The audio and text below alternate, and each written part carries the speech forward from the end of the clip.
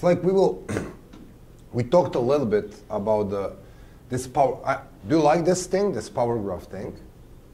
It's very interesting. And of course, I appreciate the question. This is by no means the scientific method of deciding about the things.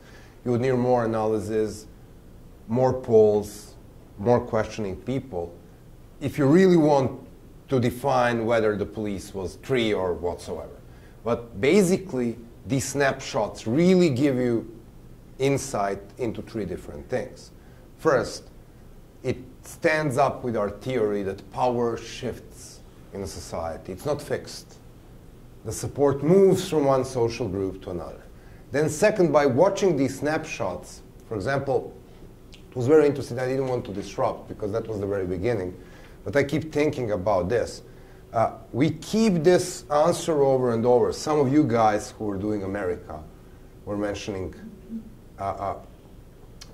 Katrina. And yes, basically what happened after Katrina, and we keep hearing this, is that that was the most vulnerable point of overall mandate of George W. Bush. But the Democrats were stupid to exploit. Because Americans were shocked to the extent where state could not deliver. And we were talking about this in class and thinking about this, and I had a variety of students from America, and I always try to tease them with this, like, what do you think about Katrina? Because I like this analysis. And then Sandy happened and almost ultimately made Obama elected. Because the response was as expected. This is very, very interesting, very, very interesting issue. And when you look at it in other countries, and specifically how, for example, the last big tsunami influenced Burmese transition. You had this very, very rough government all the way till 2007. And then you have a huge problem, 2008, 2009, with a natural catastrophe which killed a ridiculous number of people. I don't even know. Officially, it's 150,000. It's probably 3 times more. And then the generals were absolutely incapable to deliver. And then you had NGOs going to the poor villages, actually collecting corpses from the war to prevent the cholera outbreak, days before the military was even capable to get there. And this is one of these. This is where Tien Shan actually pushed his idea of decentralization, because his major argument, the reformist general in Burma, was that, I mean, this is the clear proof that the centralized government cannot respond even to the catastrophe. And come on, this is Burma. You have the natural disaster like this every once in 10 years. This is the climate where these shit's happening. I mean, it's like, so when you look at that, you want to look at the Haiti, you want to look to the other places. It's very interesting how this natural catastrophes really put the government on the test. And this is yet another proof that in many, many cases, these movements, if they are working under the conditions of harsh oppression, can find their social space on non-political issues. These are non-political issues. You go there, you help people. So when you look at the local situation. So beware and look at it. We will spend next hour or so talking about the 2 things. And I'll try to introduce you into 2 more concepts in nonviolent struggle. And we'll do one of these, the methods tomorrow, and do the variety of stuff. So what we are going to look at is that mechanisms of change. And we want to look at how the mechanisms of societal change and how these mechanisms the movement use are very much alike things we know from our common life. Okay, so this is where we are going to look into the 4 levels of the things the movements can do, the lobby groups can do, but also 4 things the people can do. This is the graph we are going to explore now. And I really love putting this into the traffic signs, because that's a very easy way to understand. So first thing, when you have a problem in the society or have an issue in the society, or you really want to achieve something in your life, is to use the mechanism number 1. And there are level after level. So the first one is very easy, and this is the mechanism of the conversion. So you have an issue, or you want to change the stuff, or you have an attitude, and two of us, we talk. And like by the power of your arguments, I somehow persuade you to take my stance. Like probably some of you guys entered this classroom, or I know a bunch of the people entered our presentation in Council of Foreign Relations last month because it's full of hawks, with this genius idea that bombing countries has to do something with a democratic change. And then you show them power graph, and then you give them the blunt example of 9/11 and how hitting the country from the outside actually make people rallying around the leadership. And then if it doesn't work, you show them numbers and polls, like the Bush rating was the biggest after 9/11, Milosevic rating was the biggest up during the bombing. I mean, these are facts. And then, you just tell them, okay, it's like 10 of us, we may disagree about every single issue, but if there is a bear in front of this door, we'll find a way to get rid of bear. And then, continue arguing on whatever issue. And then because my arguments are very healthy, you may be converted to my point of view. So the conversion is a mechanism where you shift your point of view or your behavior willingly.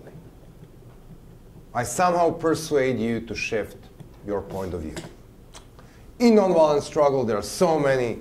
I mean, every day, the different political parties, they will sit down, they will talk about the taxation, they will find ways to avoid fiscal cliffs of this world, blah, blah, blah. So conversion is a simple method, and it's all the way around us. And then you have the different groups, and they would lobby for, cleaner technologies, blah, blah, blah, blah. And you will find every single time decision makers being converted from one point of view to another. This is a very common thing, and it happens in everyday life very often. Unfortunately, when we talk about the political space or the political power, people don't change their views or attitudes so easily. So sometimes movements need to use step 2, which we call accommodation. Accommodation differs from the conversion because you need to perform the small irritation. You need to do something small, a small protest, a small petition, a small acts of resistance, a small dilemma action, a small mocking activity, a street theater, a poster. And then you somehow irritate your opponent. So what is happening in an adjustment or accommodation, however you call it, is that your opponent doesn't change the point of view, but he does what you want him to do. You understand? Anybody here having a small brother or sister or son or daughter? Okay, it's Sunday afternoon. And your little sister wants to go to watch this stupid movie in the cinema. And this is your only free afternoon, and you, of course, have completely different plans. And then it starts doing like, B, I want to go there, I want to go there, I want to go there. Kids are masters of accommodation. So you end up watching the stupid movie without wanting to. You still don't want to watch the stupid movie, but you end up by watching this movie. So this is accommodation. So depending on what you want to achieve, you would pick different methods. That brings us to the place number 3. Sometimes your opponent doesn't want to accommodate. He wants to continue struggle. But you, in a nonviolent means, coerce the opponent to do what you want to do. This is the story Slobo told you. October the 5th, Milosevic lost elections. He didn't want to recognize that he lost elections. There was a general strike in the country. He didn't give a shit about the general strike in the country. There were 1 million people in front of the parliament. His great idea was to call upon the chief of staff of the military to tell him that the tanks should go on the street. There was only one problem. There was nobody out there to pick up that phone. So he wanted to continue struggle, but you took the pillars, and there is no way he can continue struggle. And if this doesn't work, the next step is disintegration. So you destroy the system. You collapse the pillars. What you don't want to do in nonviolent struggle is disintegration. Because the only way to smooth transition is by maintaining the structures of the state. You can't have smooth transition if you destroy the whole building. So the big problem with nonviolent movements is sometimes they get very thrilled by eating a sweet donut of having millions on the street, and they just push too hard. And then the system collapses. What basically happens when the system is linking between the coercion and disintegration is that military steps in. Because when the government is rolling on the street, the military has the best excuse in the world to preserve law and order. Guess what? Military is not the organization bestly designed to run the country. And they sometimes recognize that they really like their new shoes and stay there for decades.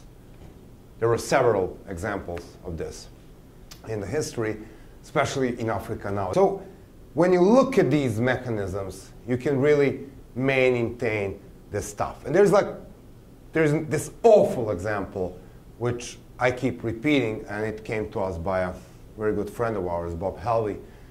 He spent years training people in Burma after he retired from the military, and he was always giving them this example. So let's assume we have a small rock band in a Burmese campus.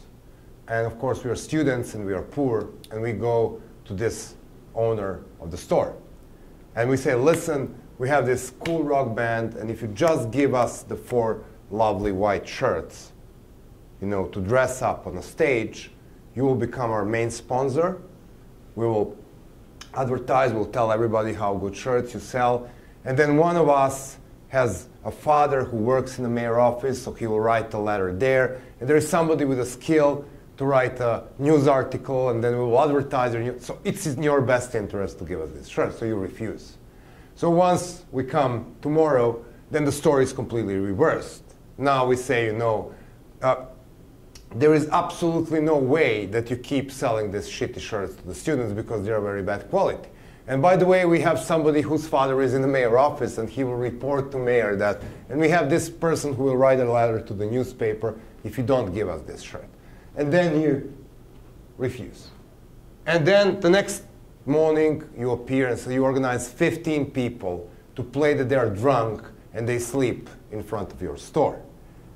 And there will be people coming in, they will take the medium-sized jeans, they will take them to the clothing room, and then they will mix them with the large-sized jeans. So we'll need to employ another person to clean up the mess. So this is coercion. So when you look at the variety versions of this, you can see how this mechanism is going on. But what is very important in nonviolent struggle is A, know what you want to achieve. If you can achieve something by conversion, don't go higher than that. And then know what your opponent is ready to accept, because the art of nonviolent struggle is picking the battles you can win, not going for something you can't achieve. So these are basically the 4 elements, 4 mechanisms of the social change, and you will find them very similar to those whom you are often using in your everyday life. So now, the second part of this story is the story of tactics. And who is this woman?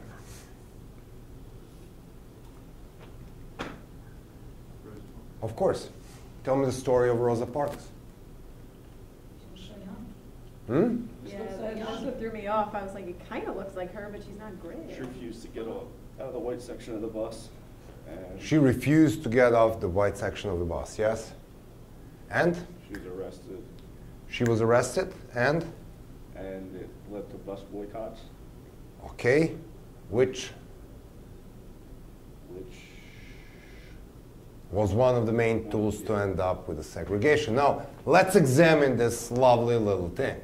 So, when you talk about it and when you hear about Rosa Parks, it seems like the single heroic act of resistance. Now, question number 1, why this tactic is so clever? Which one? The boycott? Basically, boycott or refusing to stand up. I mean, nonviolent. it's nonviolent. Is there special requirements you need to do it? No. Coming to the age or education or whatever, sex? No? So, anybody can do it. Anyone can do it, and it has such a huge effect on the economy. and the people who were still getting money despite the fact that they had segregation all of a sudden. Of course, but I mean, why do you think these people didn't boycott the Cartier stores? Because who was driving in public transportation? Black people. So I mean, they pick their target, you know, at the real way they can affect the target audience, in this case, the bus business. So I mean, when they were looking at this, it was very, very clever.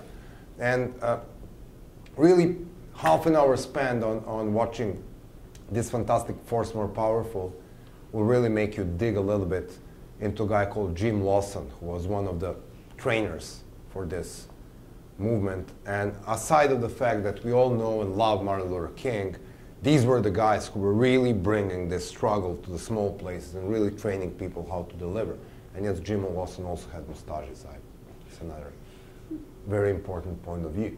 So this is one of the examples. And what is very interesting with this story as well is that you see, yes? Oh, I think it's interesting that we all assume her to be this little old lady, and that story is never corrected.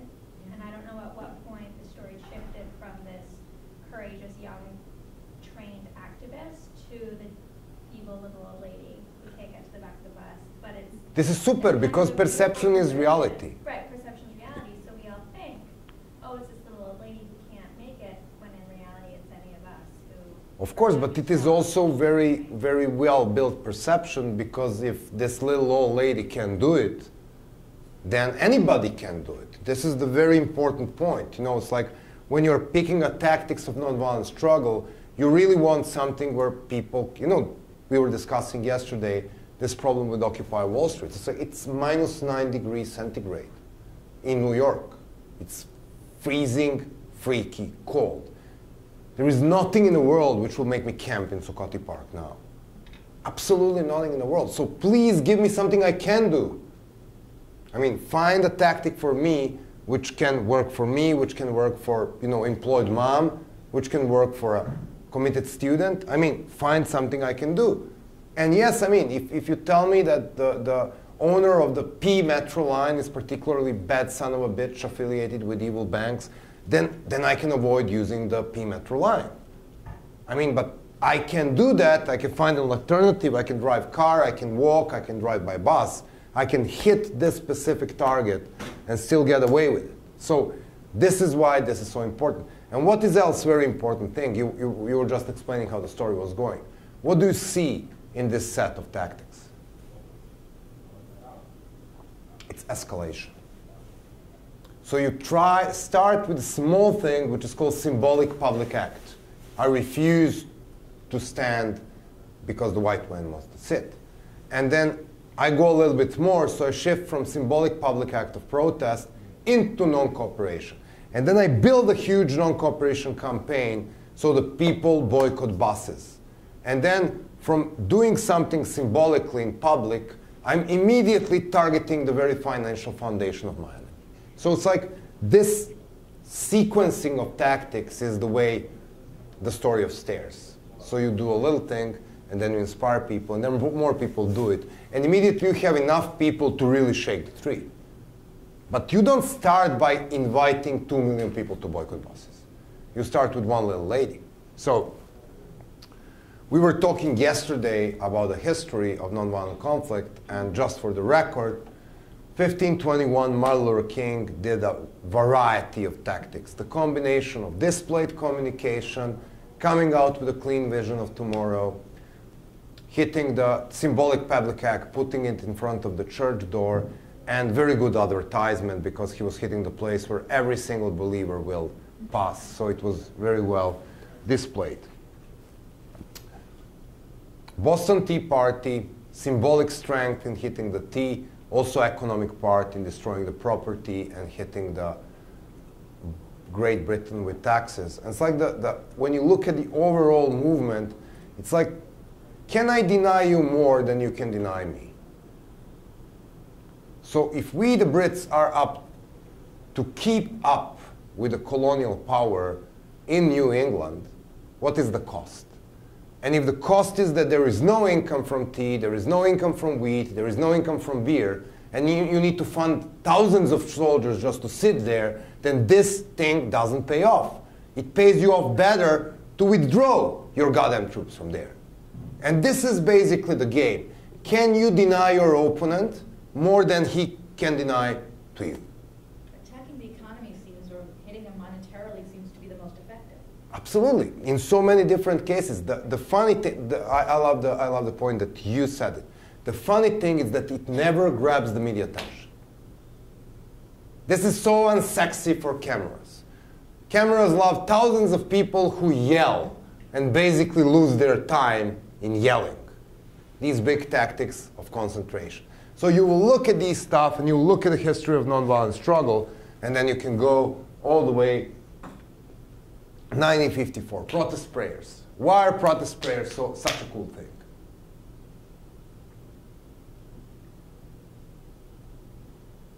Except for the religious faith reasons. Even in the countries where people can't assemble for political reasons, they still can assemble in church. So this is the place it hosts the people. And then, I mean, how does it look when you shoot the people who are praying in front of you? You are a very bad guy, and they're very good guys. And then, you know, it's like Nazi boycott of Jewish goods. Before smashing the heads of the half of the world, Hitler was very skillful in using methods of nonviolent struggle, specifically propaganda. He was the master of radio and television. And before the Jews were really hit hard, they were hit economically, and there was introduced the boycott of the Jewish stores and Jewish goods. Of course, Montgomery bus boycott, the American Civil Rights Movement, we're talking about the large effect of the social and economic non-cooperation. So have you heard about this thing? It's Nestle boycotts. It was in the 70s or 80s? Yes. Contaminated milk? Baby formula. Baby formula.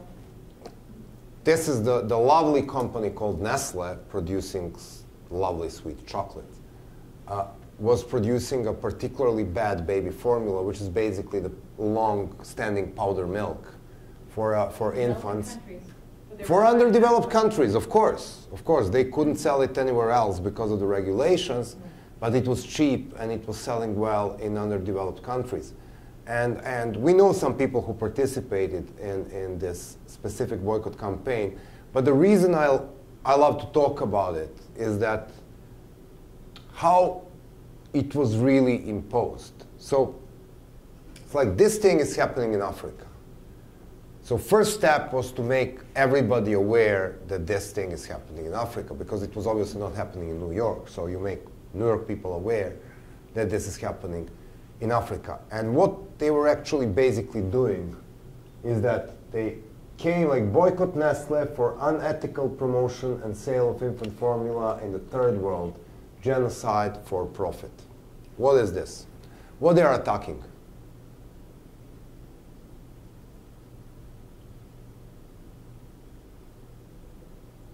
Why is this problem for Nestle? It's linking them to genocide. That's how they choose the word. But what's really interesting, are they hitting Nestle in Africa? No. They hear Nestle where they sell most, but even more important, where is attack targeted?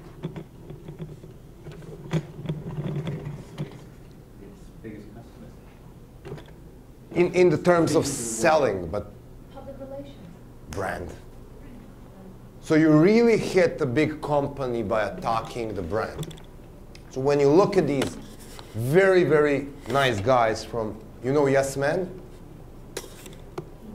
Andy Bilbao and Mike Bonanno, these two crazy guys from New York. I'm actually going to be in Andy's house day after tomorrow for a party. And they come out last year with absolutely stunning thing. And you know, there was this bailout story, and the big companies were reporting incomes for a quarter.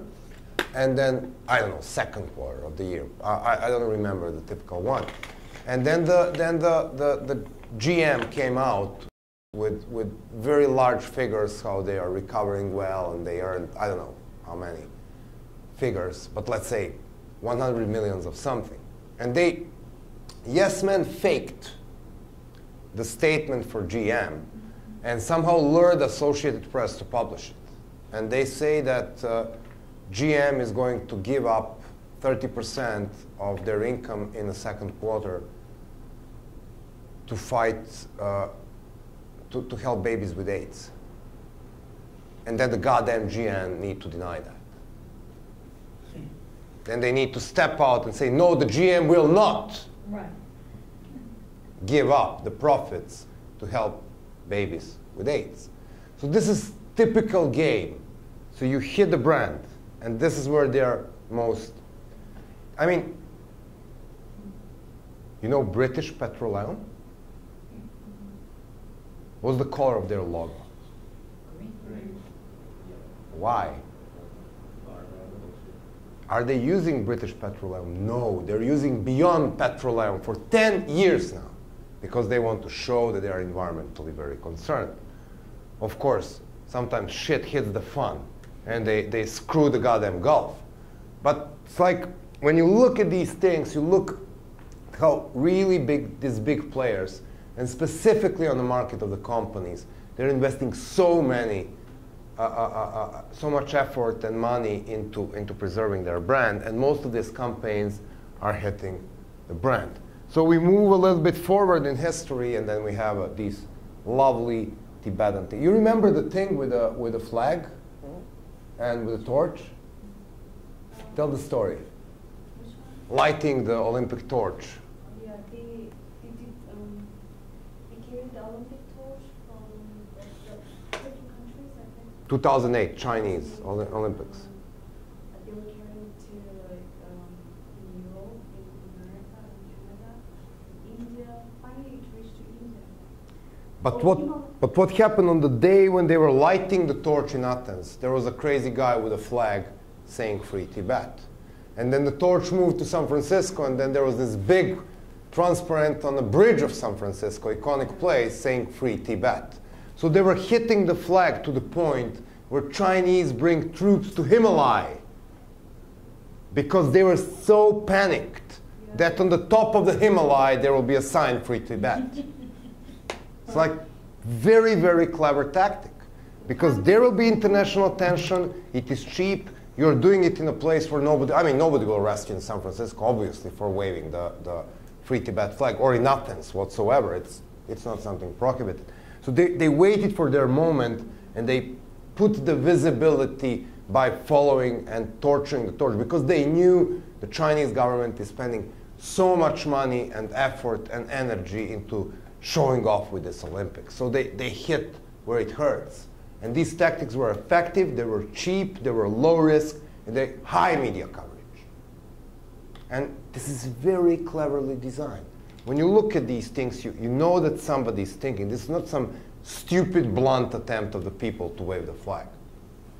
So this is Joschka Fischer. This is the German Minister of Foreign Affairs who was running the Ministry of Foreign Affairs during the time of the bombing of Serbia. He was running the German Green Party. That was the only Green Party minister who voted for military intervention in Germany ever. He was, of course, hit with a red color, very popular also with his animal right protection thing, yes. And then he was dismissed from his position, and Green Party couldn't recover for 5 or 6 years. Oh yes, I love this thing. Iran. This is masterpiece, okay? Why? Look at the cost benefit of these tactics. They cost nothing. They always gain cover pages, they always send a message, and they always hit hard. They go for, fashion shows where they know they'll have like 50 paparazzi on the red carpet. And I mean, PETA has been in Belgrade, and they protested in the most bizarre place, in a very calm neighborhood, in front of the British consulate in Belgrade. And that was because the soldiers which are guarding Buckingham Palace are using a certain fur, yes, for these, this. The beef ears. Yes, I don't even know the name of the animal. Bear. It's bear. Yeah. So they kill bears to make their caps. And it's like, and this is how the Serbian audience learned about this. I didn't even know that, I know this is the symbol of Great Britain in a very bizarre way, but didn't have an idea what to do. But also there is another side of this thing. Because this irritates people. This irritates people. Well, not you, but try to organize a gay pride in Belgrade. It happened twice. They're that homophobic? They're absolutely homophobic. And you know, when we were discussing this thing, every year we have a gay pride, and every year it has been forbidden by the government at the end, because government can't control ultra-right-wing nuts. And they keep preparing their weapons and Molotovs weeks before the pride. And then the police keep finding these things, you know, hidden around the town, and then they can guarantee the security. And we were discussing this in our class in Belgrade Faculty of Political Science, and we keep telling that the biggest problem with the Serbian gay movement is that they never watched Hard and Milk. Need to watch the goddamn movie to see how you get the job done. You build from small victories, you build the bridge between you and homophobic people. It's like, what about instead of showing your naked asses, you just try to clean my neighborhood from dog shit? All the gay people. And they invite all the straight people from this neighborhood to clean the dog shit from them. There wouldn't be an idiot crazy enough to try to stop them. But no, they insist on showing naked asses. You remember the mechanisms of change? This is where you need to be very clever, because you want numbers. In order to get numbers, you don't alienate your potential allies by using the tactics which look too destructive or, you know, too problematic for the majority of the people. This was the story. Somebody had this lovely story. Why do we want women in traditional dressing being in front during the suffrage movement? We don't want this pierced, very nasty, male-y, lesbian-looking women, because I don't want my daughter to march with them.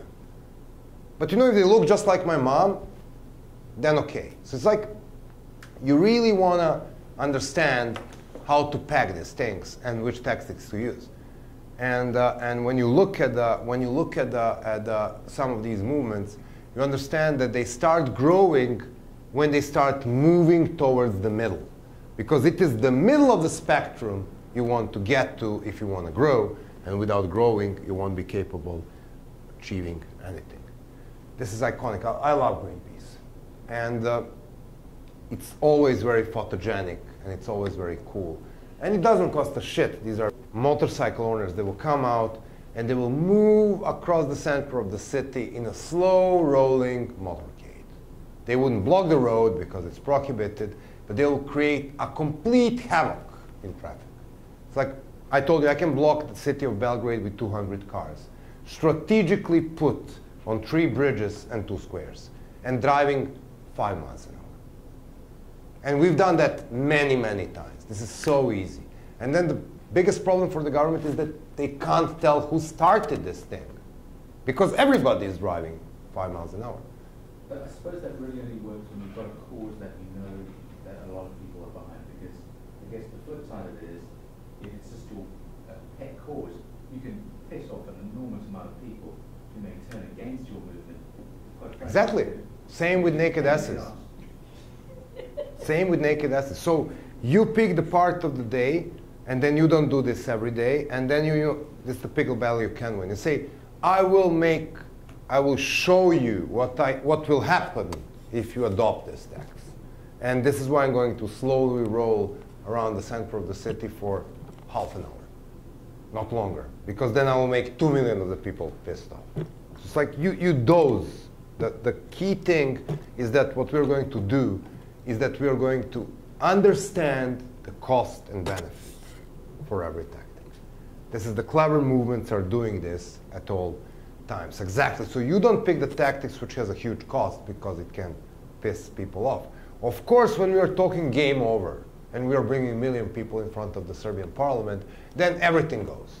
Then you can block all the goddamn highways, but you already have numbers. So you make sure that this relates with the numbers. But basically, as in the case of Montgomery bus boycott, you're more than right. You escalate slowly. I was thinking about recently, like London Underground strikes. Yes. And the unions may have legitimate concerns about pay and about benefits, about all these things. But they strike, and all of London shuts down, and there's enormous amounts of sympathy with everyday Londoners who should be supporting them. Mm-hmm. Because, you know, they made their life miserable. Yeah, exactly. This is exactly why you need to calculate the cost and the benefit of every tactic. So we will limit our today's class on categorizing the tactics. And then we will spend most of tomorrow's morning by playing with this cost-benefit idea. So what we're going to do now is we will look at the three broad categories of tactics. And first one is what we call the protest and persuasion. There is 198 methods of nonviolent struggle identified by American scholar Gene Sharp in the early 70s, which with development of technology and creativity of many groups probably makes around 250 now. And the list is always updating. So I mean, that was before even mass text messaging. And now we have all of this Facebook little things. But basically, you can, whatever nonviolent tactics you can use, you can put them in one of the three broad categories. So the first one is the one we call protest and persuasion. What can be the protest and persuasion?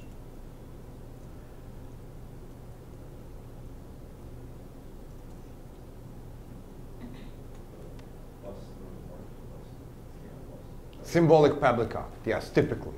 Like, if you want to dismantle the professor from the class, what will you do? Make a noise, yes. Symbolic noises, turn on the chairs. You may even think about writing an online petition. These are all the tactics of protest and persuasion, and they're basically made either to convert your opponent or to make opponent accommodated. Yes? Would there ever be a protest where it wasn't being persuasive? Like, you know what I mean? You don't win, they almost always, as long as the protest is some kind of some. Yes, I mean, so, but basically when we are talking about this is the purpose. Because this is what you do. You either protest or persuade your opponent. And this is on the scale of the risk level. This is the lowest level because it requires the least amount of resources and it requires the least amount of the risk. And it basically shows your disaffection with the situation or your interest for the issue, but nothing more than that. And then if you have a compelling opponent, then you may be really happy and get what you want with only a protest, persuasion. Like, but you know, basically this is not it. I mean, take a war in Iraq.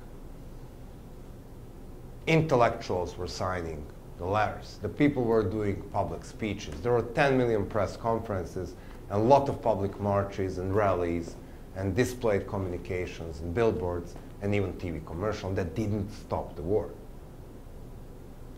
So basically this shows a disaffection, but protest is not enough. And it has never been enough.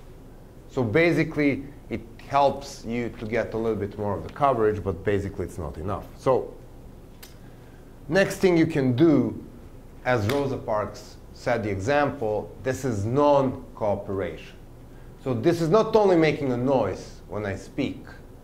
This is turning chairs. This is sitting on my class with your lovely iPods in your ears, meaning that you're here, but you're not cooperating. Of course, strikes of all kinds come into the category of non-cooperation. The student strikes, bureaucracy strikes, labor strikes, stay-offs, reporting sick, very cool way to do the stuff. If you want to show the strength of your labor movement, like you will just report sick tomorrow, one day. You will just show me what will happen if I don't accommodate to your request. You will all report sick. There will be nobody in the class. This is going to be legal because you can be report sick for one day. But this shows to the leadership or the management of the company that there is a problem and that you're united around this problem. White strike. I mean, white strike is the way the Serbian bureaucracy operates on its normal, but basically the white strike is when bureaucracy pushes papers slower. So what it takes 1 or 2 days, then it takes weeks. And this is very difficult for government to manage the country where bureaucracy is in a constant white strike. They want higher salaries, professors. They just don't grade students on time. They start classes later. I mean, there are little things people can do which they all drop in a category of non-cooperation. Of course, what can be national can be also international. Typical example of international non-cooperation are boycotting the goods, boycotting the sales, boycotting the rugby team. I mean, there are like 50 to 70 tactics of each of this category. But what is most common with them is that you withdraw support. Very unlike protest and persuasion, where you do something to put a little light on a unjust decision. In non-cooperation, you withdraw your support. You don't do something you would normally do. And it's very powerful. When you look at the last stage of the South African struggle, it was really the situation where non-cooperation brought to the victory, because what you really had is a regime which was internationally isolated, with a very, very high price of everyday oppression in terms of the physical price. You need to maintain the huge military and police force. These people need equipment, they need salary. And the more you push them to do ugly things, the more you need to take care that they are paying on time, because otherwise they will disobey. I mean, obviously South Africa is not Iran, you can't pump more oil. So I mean, there must be some revenue which gets into the budget, which keeps the police and the military running. And then you target the companies which are paying these taxes and creating this revenue. And then at the end of the day, you understand that majority of the buyers from these companies are those who are oppressed. Because if you're selling T-shirts in South Africa, obviously you're selling the majority of the T-shirts to the black people, because they are majority of the buyers. So by buying these goods, they're efficiently funding the oppression against them. So once you explain this to the people and target the very foundation of the oppression, then you can create a real mess. There is a great Palestinian guy I know whose name is Mustafa Barghouti, and he launched a pretty efficient campaign over one fruit juice named Topuzina. He calculated that 70% of the revenue for this juice is coming from Palestinian territories, and the owner is one of the biggest supporters of Netanyahu regime. So what he has done, the moment the Egypt was free and they could easily import any kind of other juices, he organized a huge boycott, combination of the posters with Israeli soldier pointing the Kalashnikov into you, coming from the bottle of the juice, and talking to the different stores to not to stop buying this juice and then buy a juice from Egypt or whatsoever, replace it with some other product. He created hundreds of thousands of losses for this company in Israel alone. It was very, very efficient. So when you look at the structure and how this money is distributed, it is very interesting if you can hit the very foundation of the oppression. And in many, many cases, these things are very useful. There are two problems with non-cooperation campaigns. A, you can't use them everywhere. If there is no replacement for the product, it's very difficult to boycott it.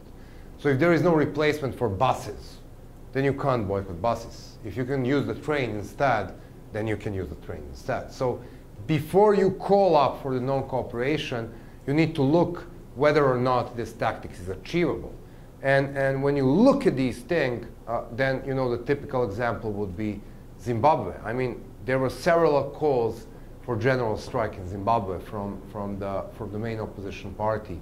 That's Slobo's most beloved Morgan Tsvangirai. He always picks the wrong tactic. I mean, he's a real mess. And I mean, in the country with 43% unemployment, when you ask people to not appear on the job, basically everybody's fired tomorrow morning, and there is a line of the people waiting to take their positions. So you know, think when you call up for these tactics, because not only that you can alienate people by certain tactics, but you can also do absolutely the opposite. You can actually make people get fired because you suggested them to do something stupid. So after non-cooperation, here comes the intervention. You really do think. You occupy public space. You do the sit-in. You turn the chairs off. You block the road. You intervene. In some cases, this is physical intervention. In some cases, this is economic intervention, like economic embargo. Is international economic embargo a good tactic? What do you think? South African nods. He nods. Okay. Any other ideas? Iran. Tell me about Iran. What do you think? That's what I was thinking of. And, I think that it's usually a pretty good step because it avoids violence, but it, I don't know, at least starts a discussion of we're pretty serious about this and this is what we want. I think it depends. Somewhere like Iran, where the government's still got control of the oil, and it still has outlets for that oil. I mean, it's still a lot of oil in China and North Korea. That's it. For a start, it doesn't make any difference. Absolutely, but while in the case of Syria, what's happening with oil? It's very bad crude oil, and Chinese can't process it. So basically, the 80% of the sales of the Syrian crude oil go to EU countries. Once they stopped buying oil, it cut down 18% from the military budget because they couldn't find another outlet. It's a very bad crude oil. In the case of Iran, that doesn't make sense. They will find another. But at the same time, their currency did go crashing down as soon as we take sanctions. Yes, but that's banking sanctions, and that's more into the fact that they can't access foreign currency than the oil embargo. So I mean, some parts of the embargo work, some not. So when my country was exposed to absolutely every single imaginable sanction in the history since 1982. Some of these sanctions were fantastically efficient, like freezing the accounts of the people around Milosevic, or preventing them to travel, or banning their kids from the expensive schools in Great Britain or France. These we call sniper sanctions. They are very targeted. Very unlike that, the most stupid thing was the oil embargo over my country. Because what it produced is that A, the mafia will start controlling illegal smuggling of the oil. B, it created a huge hyperinflation and practically pushed the country into the gray zone. So all the middle class was too busy surviving, and the middle class is where you expect the protest to come from. And C, it gave the best apology in the world to Milosevic. Why the hell he's running the awful economy? Because the evil world hates us. This is why the economy is so lousy. And then there was this happy marriage between secret police and mobsters, basically led by a guy called Arkan. Like, you know, they were absolutely controlling the oil. It made terribly rich a lot of people around the Milosevic. It pushed the most of the country into the gray zone. And it didn't achieve its primarily purpose, which is to stop Serbian tanks from hitting the towns in Bosnia. So it was absolute failure, 100% failure. They always are. This we call shotgun sanctions. Shotgun sanctions don't work. If you just say, we will, but governments love them because they can push them through the Congress and say, we are doing something. Look at us, we are doing important things. Whether this is efficient or it really serves the interest of the people. It's like I had a good friend called Karn Ross. He's running the small organization called Independent Diplomats. And we had this fantastic brainstorming conference 2 years ago here in New York. And we were bringing the diplomats and the politicians, but also people from different countries. And the main thing was what the foreigners can do to support nonviolent movements. Aside, of course, the foreign military intervention and the sanctions. And we came out with 152 proposals. From enabling people the safe communication platforms, I mean, the really cool stuff you can do to help these guys, the stuff they need, rather than, we will prevent the oil from floating. So these are basically 3 levels and 3 broad categories of nonviolent tactics.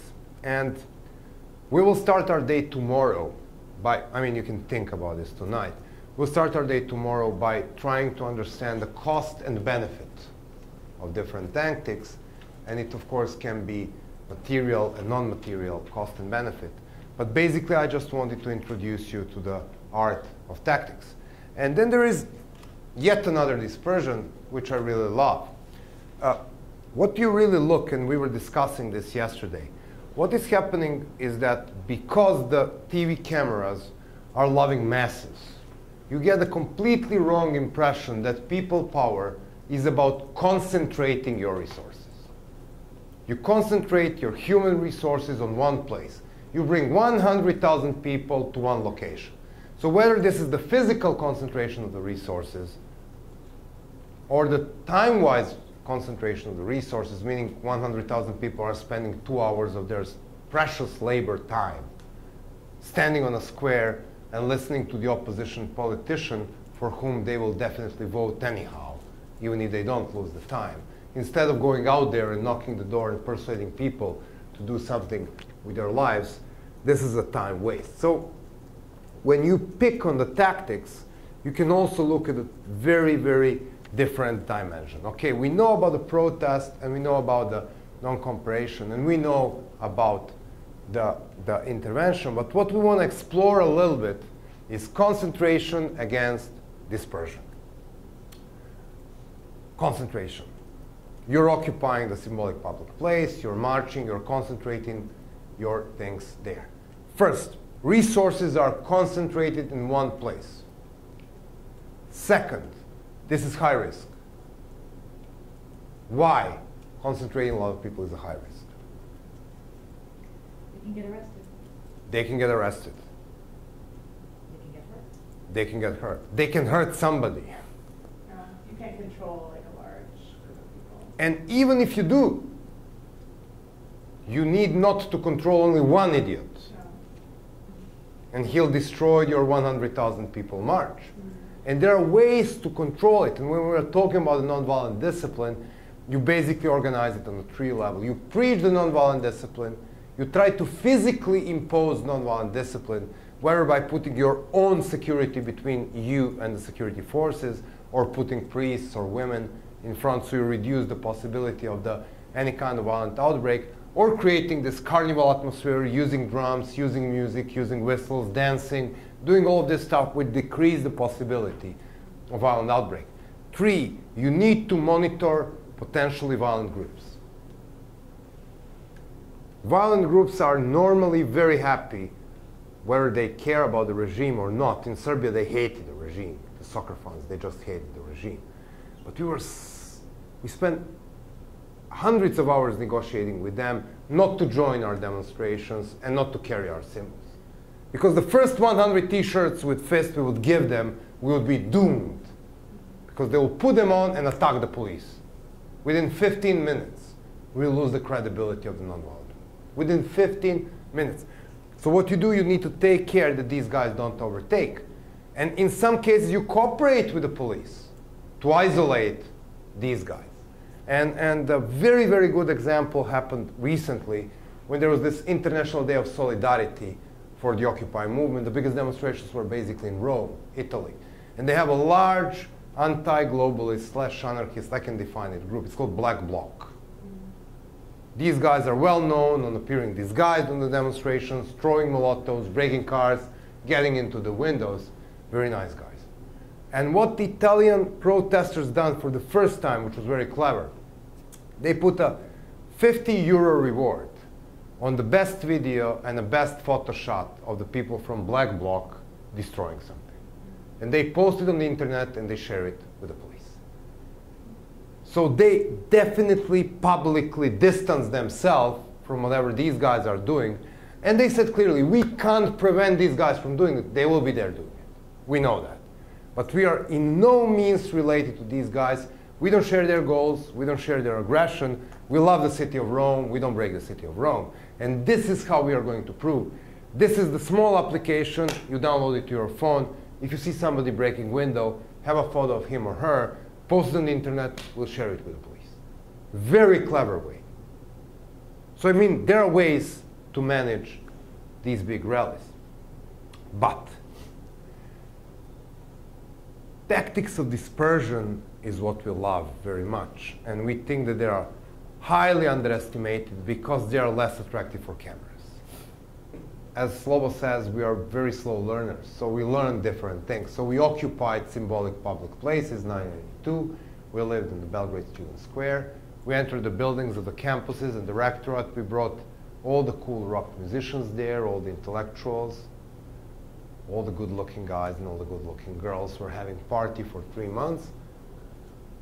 Milosevic was perfectly happy. He was bringing foreign journalists and showing, look, these people, they shit all over me every day. We have democracy here.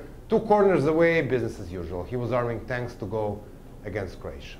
So we understood that talking to those who are already persuaded is not working.